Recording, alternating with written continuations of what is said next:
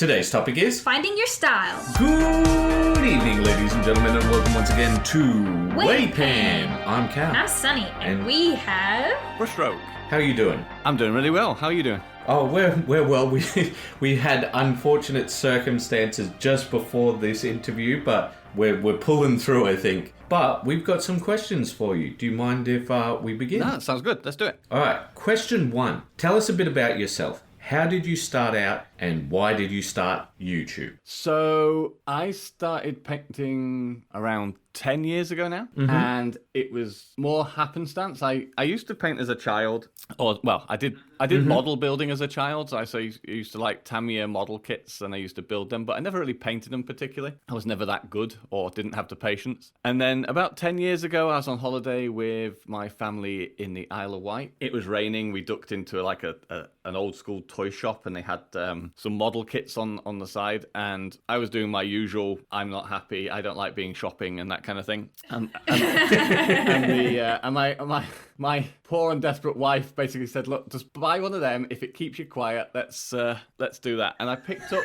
Oh! Yeah, no, okay, you can imagine the scenario, right? So, yeah, I was disgruntled, I wasn't interested. Yeah? So, I picked up, I think it was a Warhammer Fantasy Spearman set. It was one of these ones that was a starter set that comes with a few pots of paint, a brush, and some models. And it was really good. I got that. I was, happy little boy in a toy shop, and took that back. And in it was a pot of Nuln oil. Now, I'd never discovered or knew anything about shades before, so this was like revolutionary to me. And it was really cool because it had step-by-step guide of how to sort of put these together, how to paint them. And it used Nuln oil to create different colors based on the primary colors it kind of gave you. And it was that was it. I was hooked. It was like magic in a pot. I absolutely loved it. So from then I started a little paint pot, a little paint box on my kitchen table, bought more and more of these models and things, and sought the internet to help me in terms of how to get better, and was I doing it right? Very similar to your video where That's you're a saying dangerous get road. a friend. Similar to your video. Yeah, where you get a Yes. friend, yeah. I discovered there was a local gaming club near where I worked who was doing the Middle Earth stuff. So I got in touch with them. They were fantastic, and I would probably say, are the reason I stuck with painting. They encouraged me. They were very open and great with feedback, and they were the ones that sort of gave me the confidence that actually what I was doing was pretty cool. Plus, they like Lord of the Rings, so geek to geek, that was great. I remember the very first model I saw from you, which was on WAYPN, which was the sled model. Do you remember that sled model you showed off? And you were like, rabbits, yeah. Yeah. And you're like, oh, I don't know if it's any good. And like, you'd blown everybody out of the water there. And it's just like, what are you talking about? Are you trolling A star is born today. So I'll just do one follow-up. So are you saying that we've got Null oil to blame for the Brushstroke's career? Yeah, 100%. I never knew anything about washes, and it was kind of, it was revolutionary. I honestly thought people were painting in all these different shadows and shades and things, and I thought, I don't understand how they could possibly do that. And then it opened my eyes. Yeah, I guess I get what you're saying there, yeah. It's actually quite good to hear you also mention that finding a friend in a hobby was what actually kept you in the hobby, because you had a support network, people to ask and people to motivate you. Yeah. And it's ironically also one of the most comments we received that people dissuade you from doing that. Oh, yeah, no. So the first time we did that video before we did our updated version, that was the thing we had the most pushback against, having a friend in the hobby. They're like, you can do it yourself. And it's like, well, I'm not saying you can't do it by yourself, but I'm saying... But what's wrong with the friend, though? I agree. I think go. I think you can do it yourself 100%, and I think the internet now and YouTube and things is a great way for individuals to discover these things. But the problem is, without someone in person to bounce things off and to interact with, it's very hard to build up that kind of confidence that what you're doing is right and it's meant to be like this. And it's a very tactile hobby. And, I mean, exactly. It is. I'm a YouTuber now, part-time. And And I'm admitting that actually there's a lot of things that I can't convey in a video that I wish I could. You can't literally get hold of the person's hand and help them with the pressure and the Yes. I think you're preaching to the converted here. Sure. Yeah, because like we've pretty much mentioned everything that you've talked about, so it's just like, from the mouths of babes. So from that small little acorn of me with these guys painting Lord of the Rings stuff, I built up the confidence, I guess, to start posting stuff online. I picked an alias of Brushstroke because, again, I wasn't really confident to put stuff out online with my own name, so I hid behind a little alias. I see. I just thought you're smart and you're like, no scammers for me, thanks. I also wanted to make my painting stuff separate to my personal channel and things, so that's fair. I thought early on that might be a useful thing to do, and I got amazing feedback. I got loads of people asking, how did you do that? How is your thing so smooth? How's this? From that, I started to put like paint guides together, sort of just pictures and text, and they got really popular. Warhammer community posted a few of them, that kind of thing, and then everyone started coming back going, right, I really need a video of how to do this. I'm trying to follow your guide. It'd be really useful to see the paint going on the model. And I thought, how on earth am I going to do this? I've got no equipment, got no way of doing it. So it took me like a year or so to get that together and work out how on earth you make videos. How do you film yourself painting, which is really hard. I paint close to my body. I sort of tuck in my elbows and I really paint close. I have to think teach that's myself kind to of paint. most of us, isn't it? With that, I think what we will do is we'll actually skip to question 3, because I think that it's an important distinction that you just brought out. Okay. How long does it take you to paint a miniature? And I'd like to make a distinction between on camera and off camera, because as you said just then, that the way that you paint, it sounds very similar to me. Your elbows are at about just at your torso sort of thing, and hands very close together, and I'm guessing that's no good for your camera. No, I had to teach myself to paint on camera, which is really awkward for me. It's very counterintuitive. Like, I believe you. I took in, stable position, hands locked together, small, tiny movements. None of that is good for camera. So I've had to teach myself to elbows on table, hands locked together in front of camera. I've bought a screen so I can see what I'm actually painting on camera, because I got sick of having to repaint things multiple times on camera because it never painted up. It's out of focus. Yeah, that must be extremely frustrating. Oh, 100%. I've got to the end of painting a model to find that I've misread if I was recording or not recording. So I got I got like 20 seconds of me turning the camera on, thinking I turned it off, and I lost 4 hours of recording because... Oh my God. If ever anyone's wondering why it takes Brushstroke, 3 weeks to bring a video out, it's because I've probably painted it 4 times by the time you've seen it. So I'm not a professional at this, guys. I'm sorry, but you have to break the bubble on that one. But it does look quite effortless on camera, the way that you do it. I mean, obviously you've got a lot of practice with it now, but I am quite curious to know exactly, do you look through the viewfinder of the camera when you paint, or do you try to sort of duck around the camera to see where you're painting? Like, it's a bit of a deal. No, so and I'll send you guys a picture actually of my setup. But basically I have the camera over my left shoulder, and then I have a PC monitor in front of me on the other side of the desk, which is showing what the camera sees. So I can just glance up and see what it's seeing rather than trying to look through the viewfinder. It's the only way I found of knowing what it's doing before, like I say, committing 4 hours of painting. How long does it take me to paint a miniature? I've been thinking about this since you sort of posted the question. Roughly speaking, I think I paint a miniature in across a couple of sessions, probably about 4 or 5 hours it takes me to paint a miniature from start to finish, not including dry time. And probably easily twice that if I'm doing it on camera, just because I want to get the right shots. I want to make sure I get the right focus and the detail and things. The way I paint as well is I like to try and do steps which are easily scalable for batch painting. So you can do one color, move on to the next one, do the next color. So I was thinking about it, and I have done before actually. I can do do a squad of 5 in a weekend using the style that I do. So if I need to, then I can get them painted up for a game or something that's coming. But I think really the answer to your question is, what's the purpose, or why are you painting? So I paint because I find it relaxing and it helps me sort of zone out, and I can just sort of just get into the flow state. Yeah, 100%. And then if you paint for that reason, it doesn't really matter how long it takes to paint something, because it's 100% the agree. process that is the point. So yeah. And I definitely get that vibe from your video. Like, I can just watch you paint on the video and feel the need to also go into the Zen mode and do it myself. Like, I get that feeling every time. Well, I think there's one other thing that I wanted to sort of clarify on this, because it's something that I see you do and I don't see many other people do it, and I'm not blaming them for it, because editing is a thing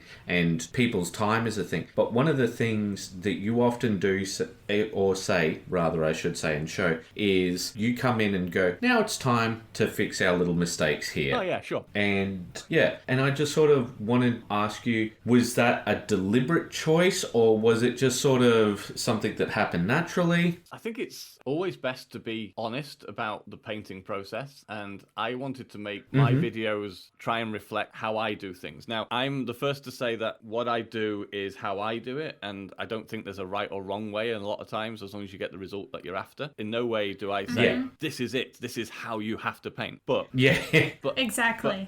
I do think there's a lot of misconception a lot of times when you first start painting, that the top guys, the rock stars, can just do things spot on first time and that's it. One hit and it's done. And you only ever sort of see the end product, which is frankly a piece of art that you just think, how is that even possible? You have. So if we had cameras, you'd see us nodding a lot during your commentary. So I wanted my videos to be a bit more about how you get to the end process and be realistic that these things don't happen perfect first time, but that's okay, because actually painting is an accumulative process. You sort of block in sort of colours, it's a bit rough, but you know that you can tidy that up as you go. And I wanted it to be, sometimes I feel like I'm a parrot, because in my videos I say, right, okay, don't worry, if you make a mistake, then you can tidy this up later. Yeah. And I will try and show the best. I think it's reassuring. Yeah. Well, I try and show. I think that's reassuring. Things up as well, so that you can see that I'm not just lying, and it is part of the process. Oh no. Yeah. I think for me, and I think for a lot of people, like the thing is, when it comes to teaching, you have to repeat yourself quite a bit for something to sink in. And the other part of it is, between each of these steps, somebody might have stuffed up, right? Going back and forward, and they're playing it. They'd hear that part each time, and it's just like, don't worry, we're all human. Don't worry, we're all human. Yeah, and I think it's also good to see that, even the teacher can fail. Yeah. And I think that's the difference between the teacher and the master. What's that quote? A teacher has failed more than the student has tried. Yeah, absolutely. A teacher has failed more times than the student has tried. Yeah. Something along those lines. Yeah. Speaking of that, I want to go back to our question 2, because you have a very distinctive style. How did you develop it? Okay, so personally, I've never really thought of myself as having a style. Other people tell you that, I recognize your models straight away. As soon as I see a picture of them, I can spot your work. And I'm thinking, can you? Because to me, it's just what I do. I've honestly tried painting in different styles, and I can't do it. And the reason for that is because, again, because of the corrections and the tidying up and things, I get a bit too sort of engrossed in having to have things neat, and it's just my personality coming out, I guess, in terms of how I paint. I never really thought of it as a style. It's when I'm painting something, that's how I think in my mind it should be. So if it doesn't look how I think it should look, I tidy it up, and then at the end, it just always looks like my style, I guess, because that's it. Like I say, I have tried to do the more expressive brushstroke, passionate kind of feel to things, but something creative and outside the box. Shall we simply say that you developed it naturally then? Yeah, I think it is just my personality that it upsets me when out of place. That's a good thing that you pointed out, that it's the sort of the intrinsic habits that a person has when they approach something, right? It could be painting, it could be a task, it's just like the way that you would approach doing things eventually comes out in the way that you produce your work, and that's how a style comes about. Yeah, and I think this naturally leads into our question 4 that we have for you. What drives your hobby? Where does your passion come from? I just love painting. Painting is the thing that helps me relax. It helps me Yeah. forget about the hassles and traumas that are happening in life and things, and it's just my way of zoning out. And without it now, I feel like I get really sort of pent up and anxious and stuff.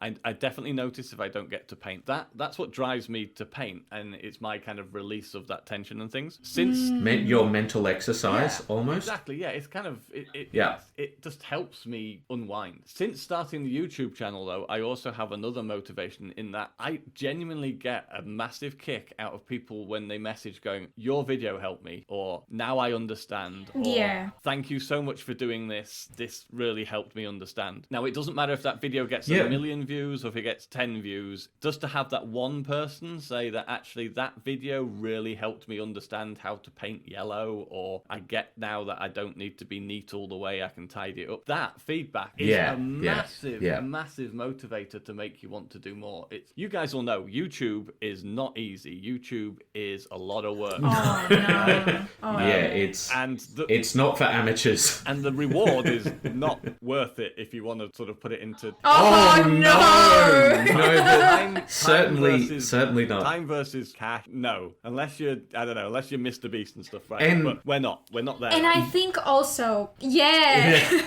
Well, also, I think on that, also, some of the times you can have the negative commentary where it's not worth it. But on that, I want to say one of the reasons why we chose you to recommend you in our starter pack, we said, here's a group of painters that you should go and take a look at. And you were number 1, was on your Thin Your Paints video. And I remember looking at one comment and just thinking, you're not with us, are you, mate? And he's just like, 10 minutes to add water. Yeah. I remember.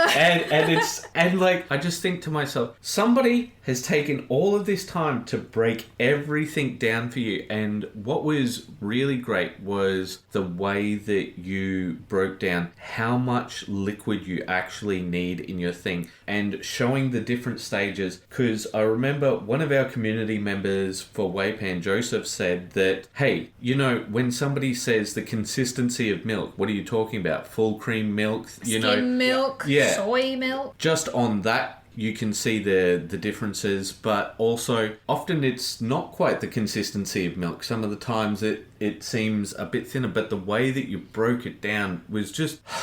It was so simple and elegant, even though it was longer than I think a lot of people were expecting. Some of the times that's what you got to do. That's just what the subject demands of you. Yeah. So that video obviously has done amazingly well, but far better than I ever thought it would. But it shows that people want to understand more about thin your paints, because loads of you see this all the time on the internet. People just say thin your paints, and you go, what does that mean? But yes, I also purposely left in the whole paint process of painting that one panel to show the two coats that I painted on it, how it looked after the first coat. No one ever shows you how it looks after the first coat, and then it's dry, and then you're applying the second one. So there's purposely a lot of footage in there, which I guess people might say, well, that's just baggage, but people do comment that that's the bit that they really like. They just want to see it happen. They like the theory, and they like that I broke it down in terms of a bit of a science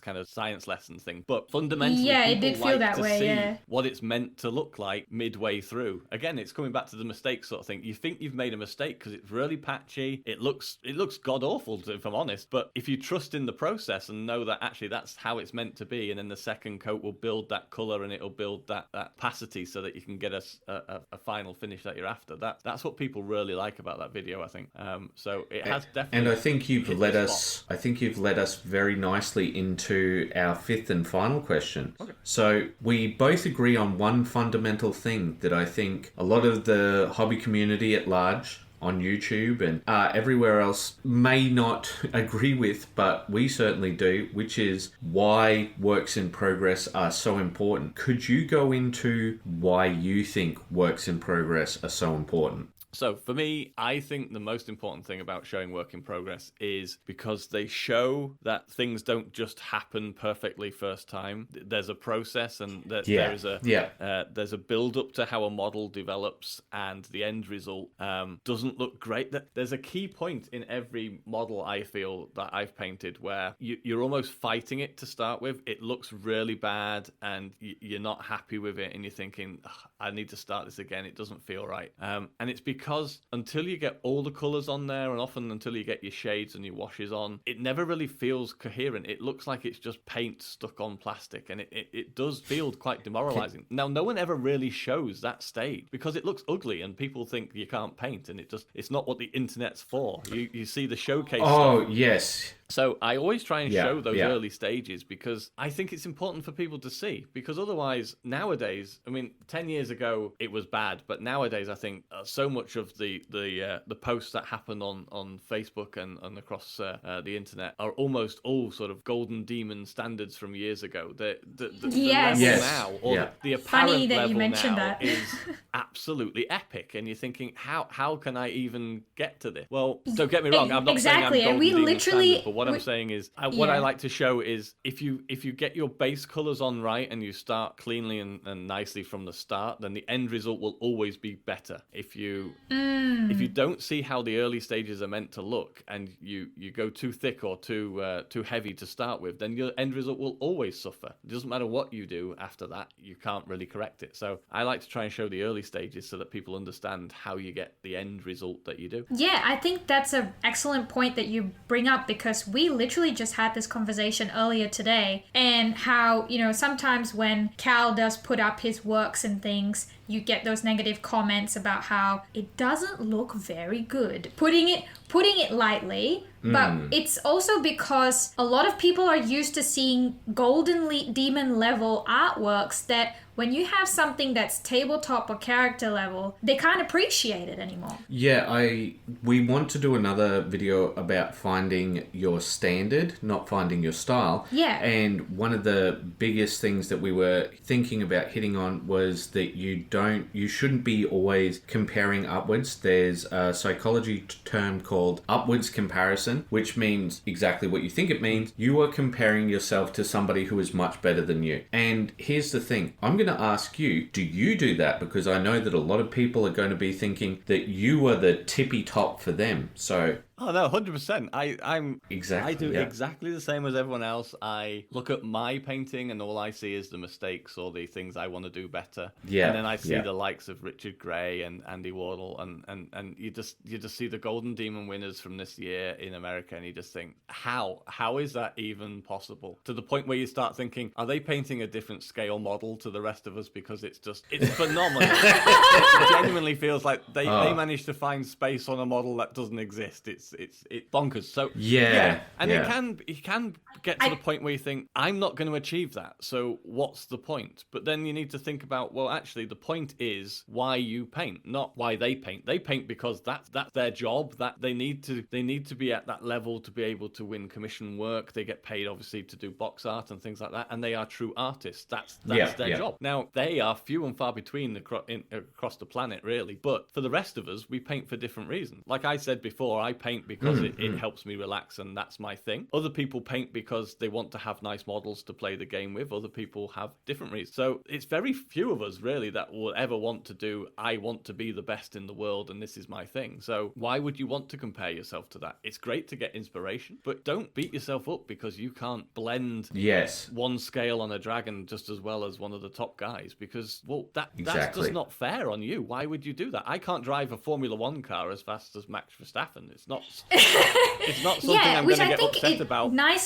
Nicely brings into this topic that I want to talk about, which is diminishing returns, right? You've mentioned that they find a reason or an area where they could just add in a detail that didn't exist before. Yeah. And not the regular painter is not looking to do that. And should they even be looking to do that? Yeah, well, I think with that, I think a lot of painters are more like, oh, I should be able to do that. And what I wanted to follow up from what Sonny has said and what you have said is, I believe, and I've got research to back this up, upwards comparison is damaging for you, and I think that you should stop. For example, there's a very talented painter who I just don't watch anymore. Not because he's bad, but because he's just so good.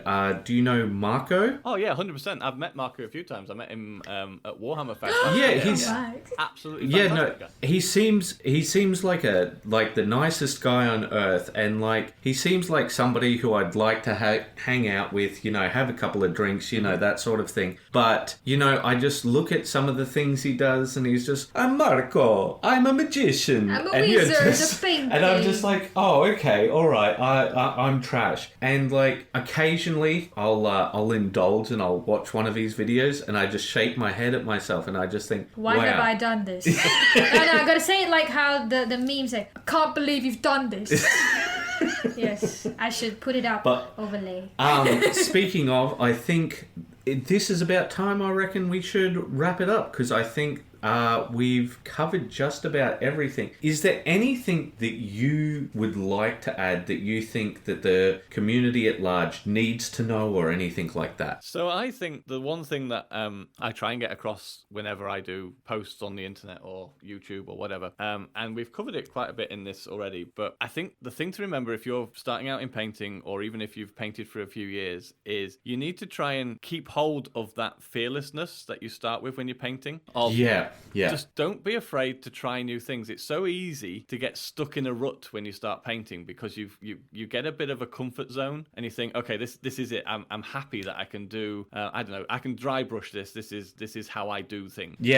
But when you first start, everything's new, so you have to force yourself to do new things to try. Now that's the bit I think we lose very quickly, because we get into that comfort zone and we think, okay, this is now my style. This is all I can do. And I think the thing that I would like people to sort of take away from this is always try and always try and push yourself to do better. Look at your last model and pick one thing in it that you think, you know what, if I could do it again, I'd do that better, and then try and do that one specific thing in your next model, and then compare yourself in that way, not to the super painters. But don't be afraid to try. There's very few things really that you can get so wrong that it's catastrophic, and even at that point you can take paint off and start again. So you learn so much more from getting stuff wrong than you do if it went right first time. I've had this before where I've managed to fluke something that worked how I wanted it first time, but then couldn't do it after that, and I'm thinking, well, what gives here? So yeah, push yourself, pick a thing to try and improve on each time, and before you know it, you'll find that actually when you look at your first model compared to 10 models down the line, it's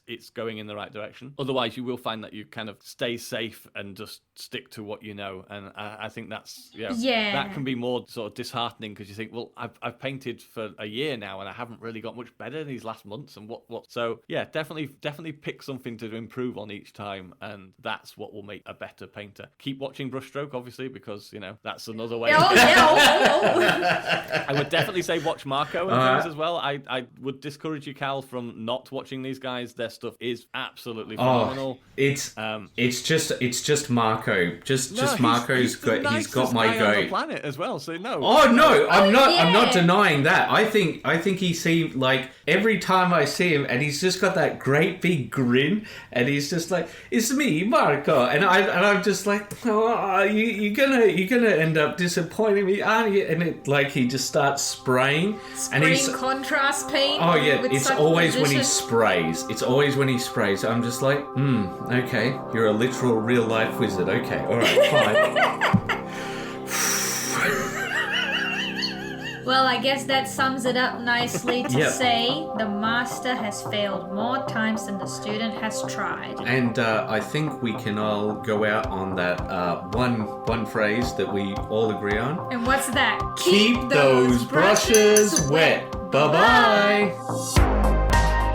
Wait, hold on. There's still another half of the video to go. I know the music is still playing, but... I know that the audio wasn't that great for this half. But we actually had a blackout happen on our block literally an hour before this interview started, so we had to go to a different location, which is why the audio isn't as great as how we've set things up in our current studio. And our disasters continue. One of our guests couldn't make it. That's Justin, because he's a emergency serviceman, so it could have been a life or death situation, which is why we couldn't couldn't get him on this time. For someone else, not for him. Brushstrokes continues this interview with our next guest, Alex, so please check him out on Facebook and on YouTube. And check out Alex on Instagram. If you like what we do here, please consider supporting us on Ko-Fi or join us as a member here on YouTube. Get access to the members' Discord, STLs, and members-only YouTube videos. And now, on with the show. Alright, gentlemen. Welcome to WAYPN. So, with us, we have Brushstroke and Alex. Now, we were going to have a third with us, but life is life. What we wanted to do is ask some group questions. Alex, you've kindly provided pictures of your Deathwing Terminator, correct? Mm-hmm.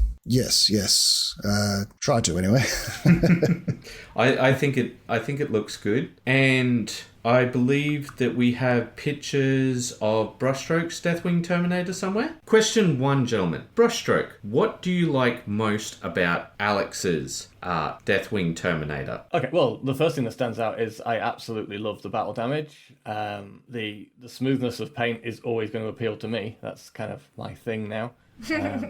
But the tone is nice. I love the posing of the model. The basing's good. Yeah, I think all in all, it's a fantastic looking Terminator. Literally nothing that I can see there that doesn't appeal. It all works cohesively together. Yeah, I think the battle damage is the main standout thing that really appeals to me on that model. Mm-hmm. No, it's very kind of you to say. I appreciate that. And Alex, would you be able to tell us what you like most about Brushstroke's Terminator? No, absolutely. The absolute smoothness that you've managed to achieve on that armor and every other aspect of the miniature is just dreams for me. I long to get that smooth. It's so clean and readable. All your edge highlighting is just on point, and it looks amazing. It really, really does. How you've done your transfer on the shield there, the Vindicate, it's just perfect. And your purity seals there, I don't know why I can never manage to make it work, but every time I've tried to do purity seals, it doesn't really go very well. So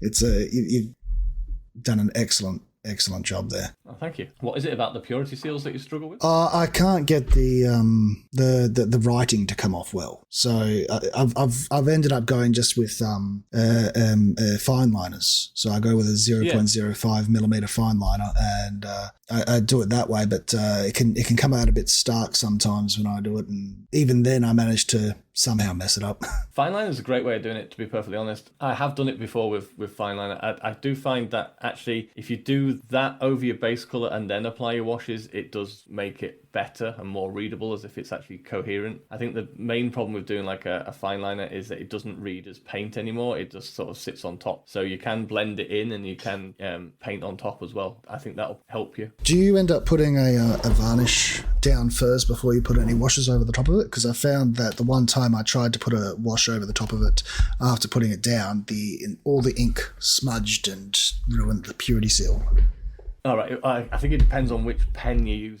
You do need to make sure you use a permanent ink, and you do need to leave it 24 hours to cure.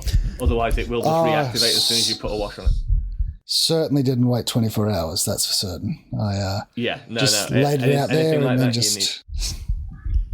You could just put a layer of varnish over it though, if you want to do it super quick, but I usually just leave it overnight and it'll be fine the following day when I come back to it. So, but yeah, it's like a primer. It does need to cure fully, otherwise they will reactivate, and then you're in a whole world of issues. Yeah, well, because this is the particular situation I'm talking about happened on my Lionel Johnson model. I was using a brown fine liner for it to sort of get that more ancient sort of feel. And the whole thing just reactivated and it just turned into a very, very old purity seal. The other thing is a lot of the transfer sheets now do come with fine line sort of purity seal sort of script stuff that you can use. Chop those up and put them on. So on that particular Terminator I did there, the quiller at the bottom, that's from the sheet. But you can get the fine line text as well. I was planning to ask about that. It looks amazing. I'm going to interrupt you, gentlemen, because time is unfortunately a thing for all of us. us. I really know Justin, and if he can't get here, it might literally be a life-threatening emergency for somebody else because he's an ambo.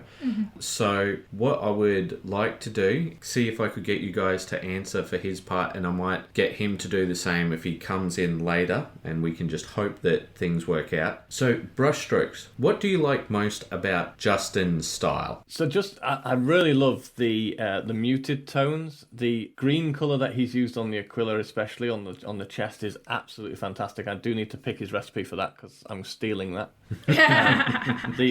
The subtle weathering is good. It's not gone overboard. I love how it ties into the base. I'm all for making the base and the character fit together, and he's done that really nicely. I also love the contrast of the weapon against the bone armor. The red that he's got with the shade from front to back is really nice. It carries your eye from that gun barrel all the way through to the face of the character, which again is a really nice touch. The lenses on his shoulder, really brilliant. Yeah, it's a really nice piece. And then he's done the impossible and matched that exact standard across a whole squad, which is phenomenal. So yeah, it's really, really nicely done. All right, and Alex, I'm going to ask you the exact same question. Question 1, Alex, what do you like most about Justin's painting style? It's hard to know where exactly to begin because he's just done such an excellent job across the whole series of Terminators here. I like that it's a lot more, I hesitate to use this phrase, but grimdark.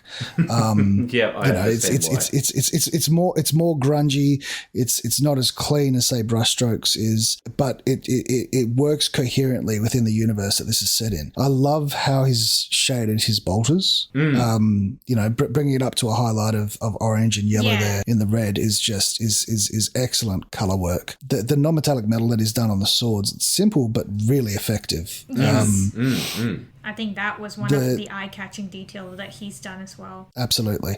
And he's gone with the, when we're highlighting things, we tend to, not highlight enough. And so with the Aquila here, he's gone that extra mile and just that step above, and it's made the whole thing pop really, really, really well. And not to mention, again, of course, you have the Sergeant model where he's got that shaved head, and that's just excellent. The whole face that he has there on the Sergeant model is just excellent. Obviously, his basing is really, really good. The scheme is consistent across all the models and ties in nicely with the model, with the dust going up the legs. So, yeah, it's just, he's done an excellent job. Let's move on to question 2. What do you think you would like to steal from the other person's style? Brushstroke, we'll start with you, and what would you like to steal from Alex and from Justin, respectively? I think for me, and I've said this before to you guys, I would quite like to be more adventurous in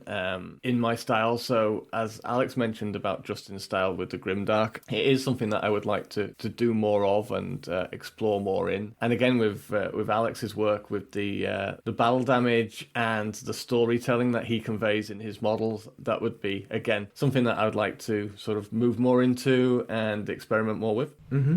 Fantastic. All right, so I will ask once again. Question 2. Alex, this one's for you. Question 2. What do you think you would like to steal from the other people's style?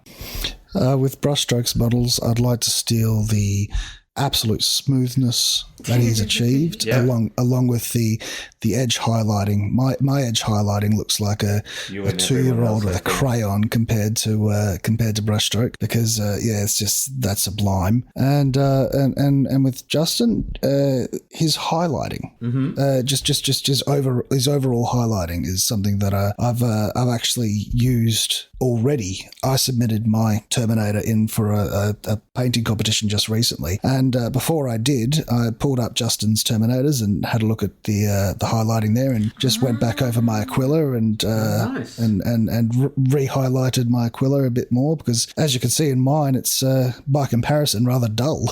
Well, I wouldn't exactly call it dull, but by comparison, Yes, I know exactly what you mean. Yeah, because It brings a lot more contrast with the With way Justin's. Justin's ones has been but done. like, Yeah, there's nothing wrong with your one. exactly. So I think But that extra punch helps. yes, Yes, it does. especially yeah, for a competition model. Yeah. They want the punch. Yeah, depends on the Absolutely. competition as well, though. But I'll switch back to brushstroke now.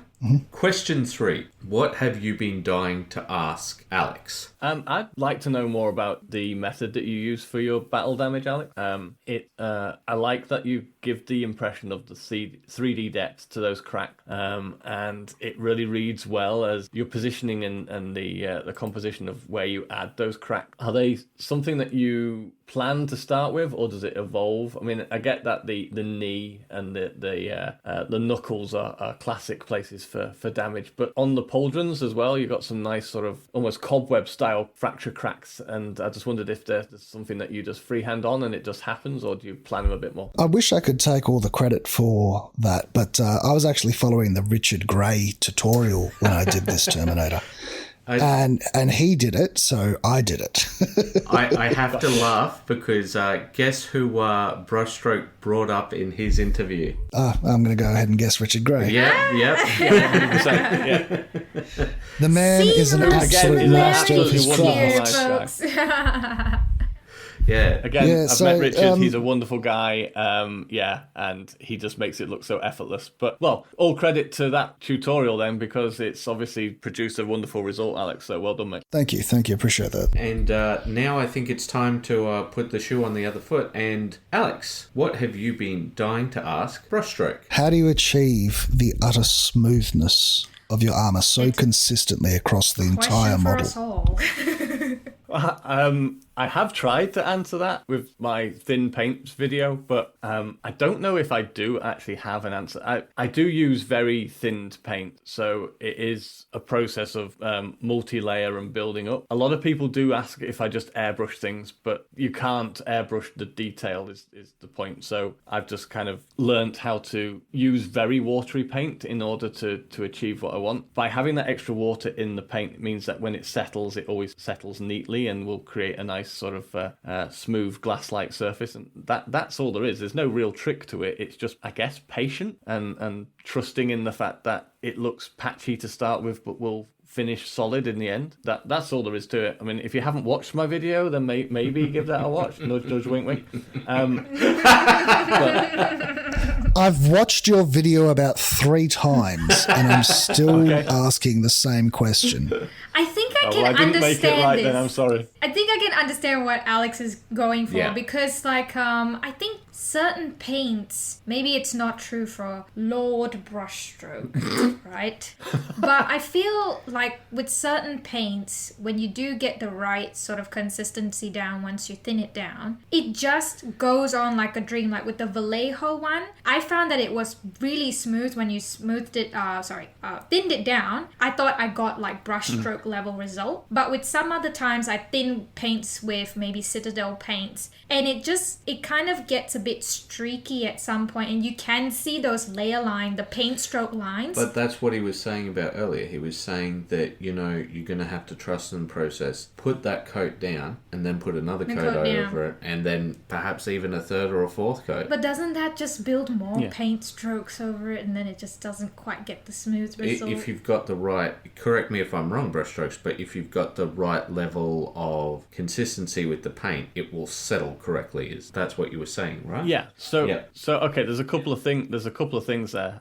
The first one is when it doesn't feel like it's going on right, your instinct straight away is to try and correct it as it's already drying, and then that will just make it worse. So as you think, oh, that's not even, I need to move this around, then you start to clump it up, and because it's already drying, all you're doing is making more concentration of those pigments in that area. Right, So, okay. So generally speaking, I will sort of paint one part at a time and try and do a panel at a time from, say, top to bottom. And you need to sort of fight your instincts to go back and I'll just smooth that out. You just let it dry. And then, as Cal says, when you apply the second coat, because the layer is now slightly textured, where you've got a bit of pigment on one part and then none on another, because it's thinned down, it will settle into the gaps where the pigment isn't. And that's what makes it even. Right, okay. Well, I'll have to remember that then. It's a process But that the requires temptation a lot to of patience. overwork the paint is the problem. Yeah. And patience. Patience, I think, is the most difficult part for a lot of people. But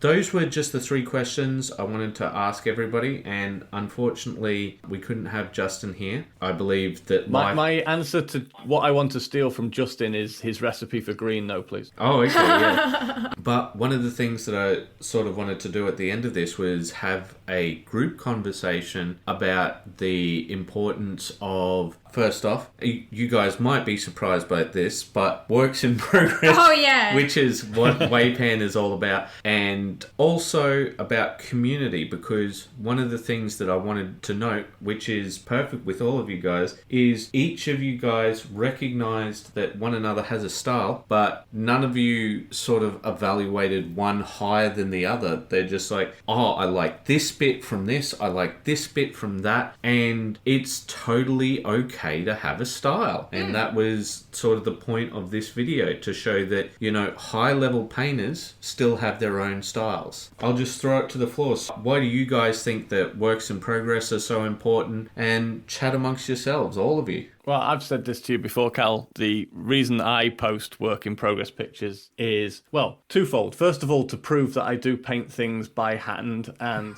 the smoothness isn't just a Photoshop filter at the end, which I have been accused of. And secondly, of course, I do it because I think it's important for people when they start. They need to see how things happen. It doesn't just end up as the end result that you see. And the internet is great at showing you fantastic artworks by the likes of Richard Gray, and you just think, well, that's phenomenal. But if you saw how many hours and how many layers and how many minute things went into making that, I think it's important to see that, because it's a process. And none of that happened by accident, and none of it probably happened perfectly. There's corrections and minute changes, and it evolves as you paint it. So I think the work in progress is important to show that process to beginners so that they can understand what they're meant to be doing. Like we were saying with the paint thinning, if you don't know that the first coat is meant to be ugly and blotchy, then you think you've done it wrong, and you start to panic as it's drying that you need to get it smooth straight away. So just like Sonny was saying, Yeah. It's important to see what the stages in between look like so that you know that you're on the right track. Do you want to add anything to that, Alex? Do you know,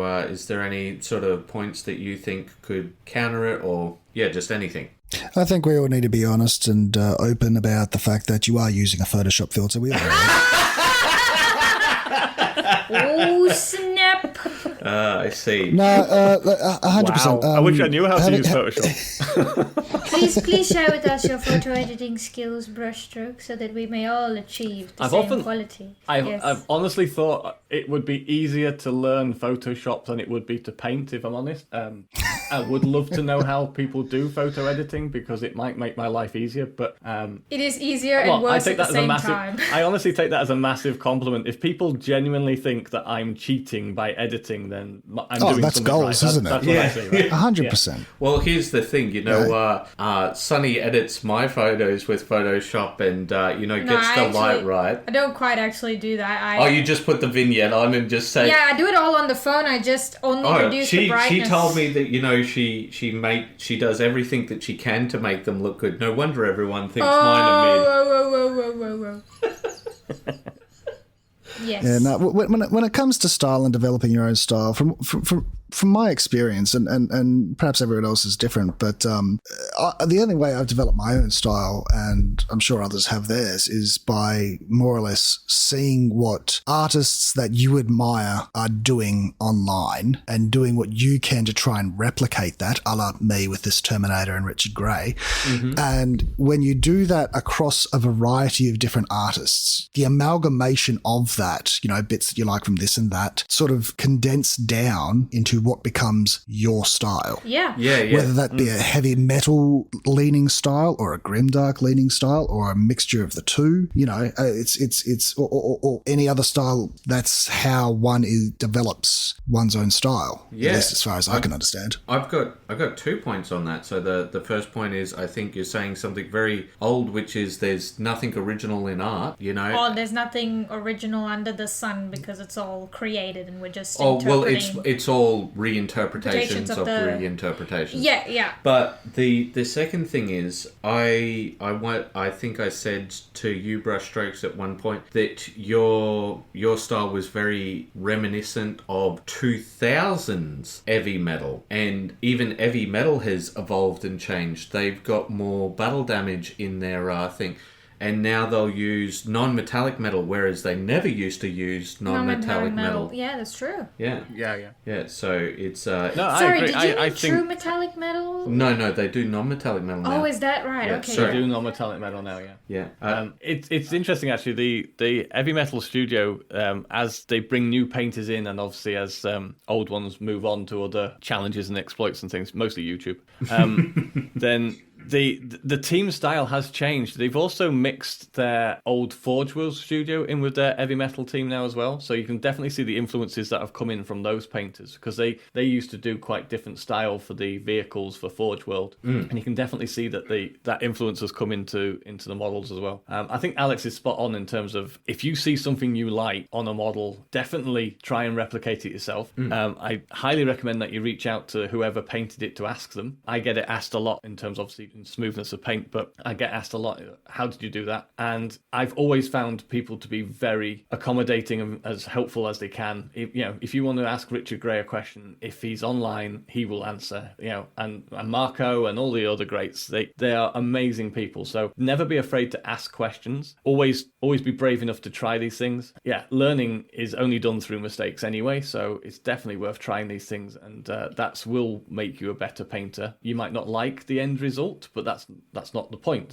The point is trying it and seeing if it works for you. A lot of people say that they like my style, or they can see, they can recognize my photos straight away and stuff. And I was saying to you before, I've tried changing my style, but I think the personality and the type of person that I am dictates that I won't just leave a brush mark that's there and move on. I have to correct it, and that's just how I am. But I also only paint really for my own sort of mental health and state of mind. It helps me relax.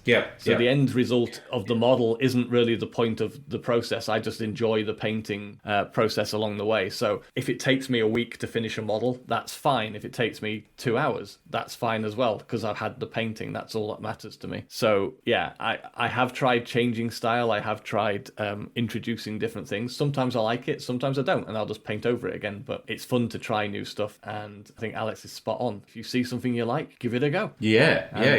And Alex's Terminator is testimony to that, because if that's because he saw Richard Gray's battle damage, then fantastic, because it looks amazing. I honestly thought it was just something you were doing, Alex, and it looks very natural. It doesn't look like you've tried to copy anything. When I first saw this model, I literally thought you had gone in with, I don't know, some special chisel and hammer and created those like cracks. A Dremel or something. Like you actually created those cracks, and maybe you just did a wash over to get those recesses, because it looks so natural. Well, on this point, sorry, go ahead, Alex. I was just going to say, I appreciate that. It's you're making me blush.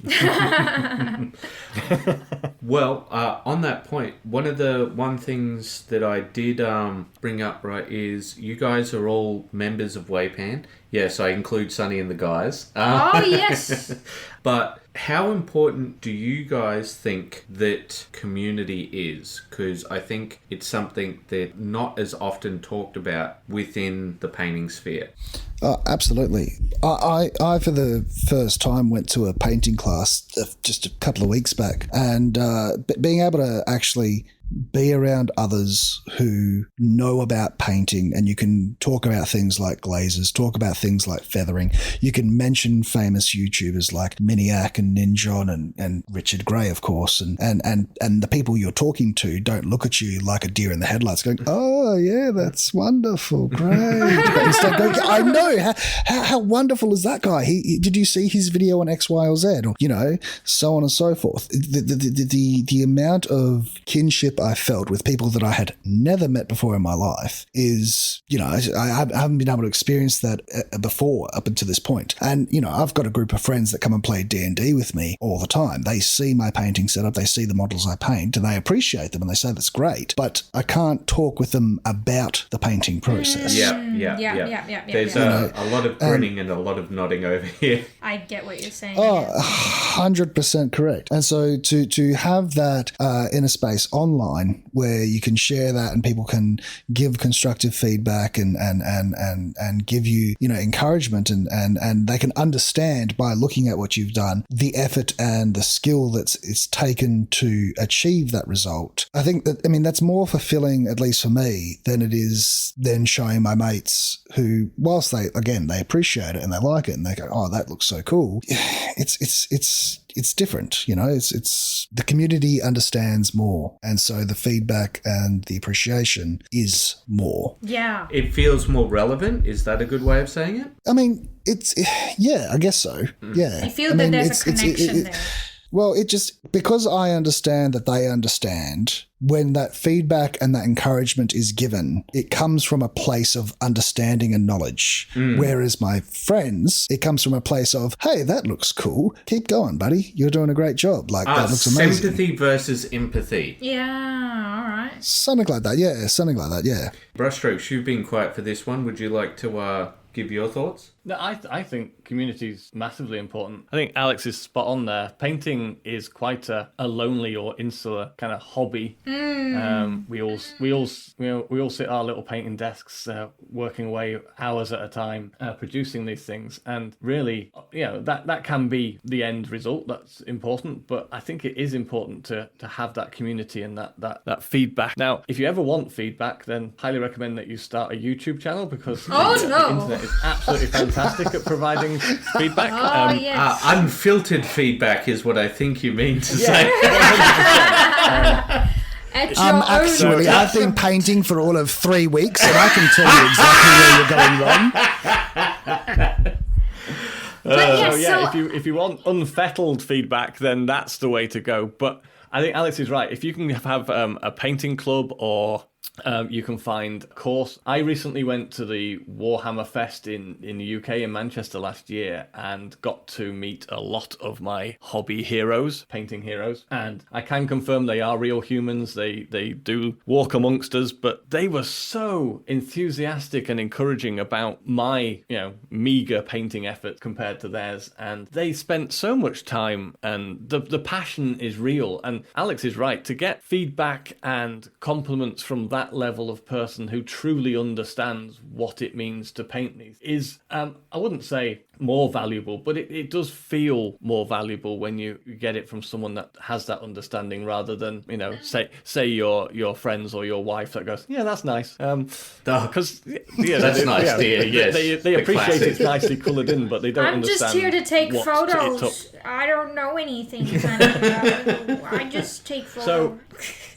I think if people do get the opportunity to enter a local painting competition, or go to something like Golden Demon or Warhammer Fest or something like that, or Nova, or all these things around the world, if you do get a chance to go to one, I do recommend you do, because to meet like-minded people who all spend hours huddled at their desk doing this thing, it's unbelievable just how quick that connection happens. It's almost Absolutely. Like you're a brotherhood or a family. It is amazing. And I met wonderful people who were very kind to come to me saying, I watched your video, you helped me do this, and and likewise I spoke to my heroes, and that part of the community is so wonderful. It doesn't come across online as much as in person, so if you do get a chance to do it, I do recommend that people do. Well, and I promise I will be very pleased to meet anyone that was kind enough to say hello to me. So one thing that I want to bring into context is when you said I wanted to there was many hobby heroes that I met. I'm certain that there's going to be people listening going, what, Brushstrokes has hobby heroes? And I think that was the thing that Alex was getting at, right? That you get this feeling of like, oh, okay, they're just people. We're all normal.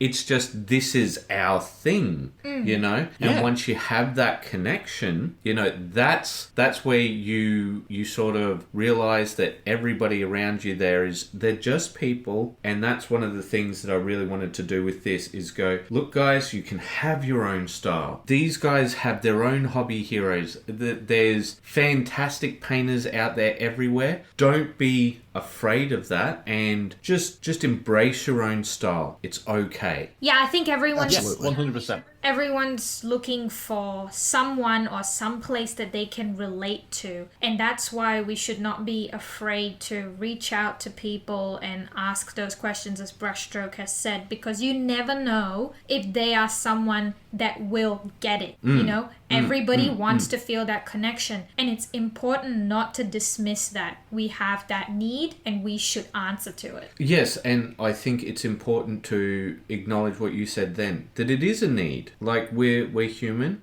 We have that need for social connection, and it is a need. It's not a want. Yeah. We are social creatures. We're not solo creatures. We're meant to work together. We're meant to rely on each other as a species to progress ourselves.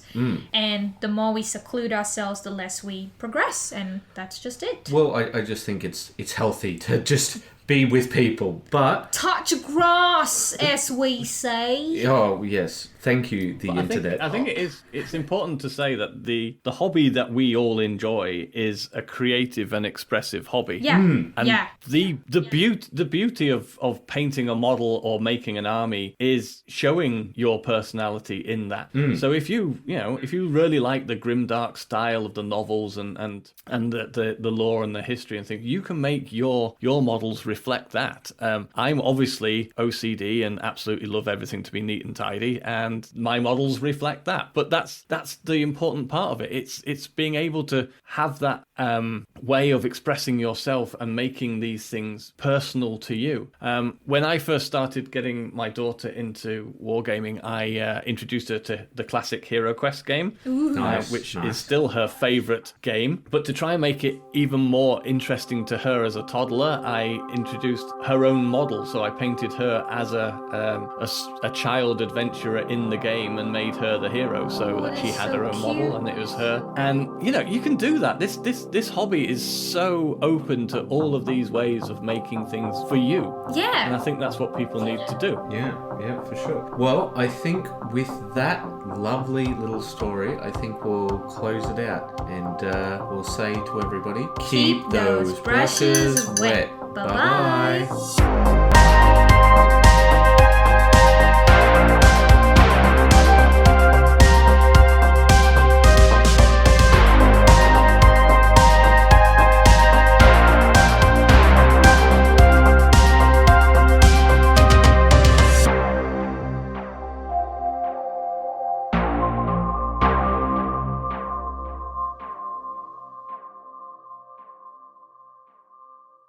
Alright, Sunny, what are your takeaways after not only listening to the interviews, but also doing our own little journey of finding our style? I think it was quite nice to see how everyone approached the exact same project differently, and it definitely gave us the inspiration and passion to approach our Deathwing Terminators. And I know I stole a little bit from Brushstrokes, because every Space Marine how-to video I've watched is from him, and so I'd try to follow go through like, okay, how would Brushstrokes approach painting this? He would start with the base paints, and then he would do the highlights, and then I tried to follow the procedures of how Brushstrokes does things, and then I took away the sword, the effect actually from a different member from our WAYPN Facebook group. And who was that? That was Jason, and we'll show you how he's done it as well right here. And we gave him a little bit of feedback on how to improve his lightning, and that gave me the idea to try out like my vision of how I would have approached that sort of lightning sword. But I did it more like a lava sword style, but in a blue tone. And who else did I take inspiration from? Justin, I took the inspiration of that sort of coffee staining, like the different coloration that he's got, the discoloration of a weathered armor. I tried to do that, but with chipping of the metal instead. So instead of the metal being discolored over time, I did it like it's chipped away. And well, that's kind of like Alex's. A bit like Alex. Yeah, but because Alex, his feature was the cracks. But remember he also did the chipping around the knuckles and stuff? But I followed more in reference to Justin because I used a thin down Corvus black and I sort of dabbed it along the edge like that. And that's why I was mentally imagining Justin's piece while I was doing it. Well, for me, one of the big things is I wanted to do a big step away from my own style. And what that meant was not using acrylics and actually going with oils, which is a bit different. I did end up making myself a bit sick at one point. Yeah, because of the turpentine. But the big thing is I think it was really interesting to step away from my own style and try something a bit different and see what I'd been missing out on. And I think that, this was a more of a grimdark style. Oh, it definitely was, yeah. But I think the reason why we avoided using that is because I think a lot of the time people will say, oh, it's grimdark, and what they're really saying is that it's a form of speed painting rather than a stylistic choice. And it's okay to speed paint, but I mean, like, I feel like a lot of people use that as sort of a shield sort of like, thing. oh, that's what I was going for, but it's like, buddy, you could have put a little bit more effort in. And see, there's nothing wrong with speed painting. It's just about, like we said with finding your style, it's about finding your style. And if you are speed painting, that's okay. You're matching your method to your purpose. But I think like you got to be honest with it. You've always got to be honest with it. And like Brushstroke said, you've got to paint for you, right? If you're going to be painting to zen out. But if you're painting to just blare through some marines, just blare through them. And I think another thing that Brushstroke also said is to not get stuck in your ways and don't get too sort of tunnel visioned into your comfort zones and try to expand outside, because when you are starting, I thought that was such an amazing point. When you are starting, you have no choice but to learn new things, because where are you going to start? Exactly. But we along the way stopped doing that. Because like, oh, I know what I'm doing now. I'm in a rhythm. That was very much my thing right here. Rather than just falling back on all of my old habits, this time I very much approached it as something completely new. Yeah, and this is my very first Space Marine as well, because usually I'm more... Really? Yeah, I've never painted a Space Marine. I just painted a lot of things though. No, I've painted a lot of fantasy characters, because that's what I was more into. No, also sci-fi as well. Yes, sci-fi, okay, yes, but not a Space Marine. Okay, yeah. Yeah, but they're more like people, organic things. I've never really approached something mechanical. Like a powered armor suit. Yeah, I never really do that. And I just, every time I saw someone else come in to our WAYPN Facebook group and post a new Terminator, rendition, I'm like, oh, dude, I have to get on this train, man. There is one thing that I'm going to have to give you a hard time about. You put the shoulder pads on backwards, and not only that, you put the little shield in the middle. I did put it in the middle. I tried to put it in the area, but there was no space. Oh, and there's one thing that we have to remember.